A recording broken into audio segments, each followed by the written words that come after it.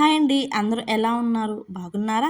ఈరోజు ఎంతో హెల్తీగా అండ్ టేస్టీగా ఉండే బ్రేక్ఫాస్ట్ చూపించేస్తాను. చాలా ఈజీ అండి. ఇది డయాబెటిక్స్ కానీ బరువు తగ్గాలి అనుకునేవారు కానీ తప్పకుండా ట్రై చేయండి. ముందు రోజు రాత్రి ఒక కప్ జొన్నలు అండ్ 1/4 హాఫ్ కప్ పల్లీలు తీసుకొని నానబెట్టుకోండి. ఒక కప్ జొన్నలకి ఒక కప్ వాటర్ వేసి నానబెట్టుకోండి. ఉదయాన్నే అవి కుక్కర్లో వేసి బాయిల్ చేసుకోవాలి. ఒక 10 or 12 విజిల్స్ రావాలి. జొన్నలు అంత తొందరగా బాయిల్ అవ్వవు కాబట్టి ఎక్కువ విజిల్స్ పెట్టుకోవాలి. ఇలా నేను చూపించినట్లుగా మెత్తగా రావాలి జొన్నలు. అప్పుడే టేస్ట్ అనేది చాలా బాగుంటుంది. ఇది చాలా ఈజీ ప్రాసెస్ కూడా అండి. తప్పకుండా ట్రై చేయండి. ప్యాన్ పెట్టుకొని అందులో ఒక 2 టేబుల్ స్పూన్ ఆఫ్ ఆయిల్ వేసుకోవాలి. ఇప్పుడు ఈ ఆయిల్ హీట్ అయ్యాక కొన్ని ఆవాలు, జీరా అండ్ మూంగ్ దాల్ అలాగే శనగపప్పు వేసుకొని హీట్ చేసుకోండి. ఇప్పుడు ఇందులో కొంచెం కరివేపాకు, కొంచెం అంటే 2 రెమ్మల కరివేపాకు వేసుకొని ఒకసారి కలుపుకోండి. అలా అవి ఫ్రై అయ్యాక సన్నగా కట్ చేసుకున్న మిర్చి వేసుకోండి. ఇది చాలా త్వరగా అయిపోతుందండి. తప్పకుండా ట్రై చేయండి.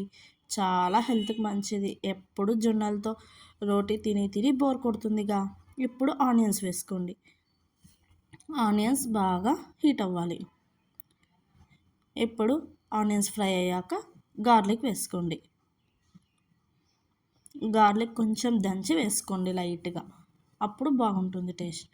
ఇప్పుడు ఇవి కూడా ఫ్రై అయ్యాక కొంచెం పసుపు వేసుకోండి. ఇప్పుడు సన్నగా తురుముకున్న ఎండు కొబ్బరి వేసుకోండి. పచ్చి కొబ్బరి తురుము వేసుకున్న చాలా బాగుంటుంది. పచ్చి కొబ్బరి తురుము అయితే లాస్ట్లో వేసుకోండి. ఎండు కొబ్బరి తురుము అయితే స్టార్టింగ్లోనే వేసేసుకోవాలి. ఇలా మనం నానబెట్టుకున్న బాయిల్ చేసుకున్న జొన్నలు వేసేయండి. జొన్నలతో పాటు పల్లీలు కూడా వేసుకుంటే తినేటప్పుడు చాలా టేస్ట్ వస్తుంది. ఇందులో క్యారెట్ తురుము, బీట్రూట్ తురుము కూడా వేసుకోవచ్చు.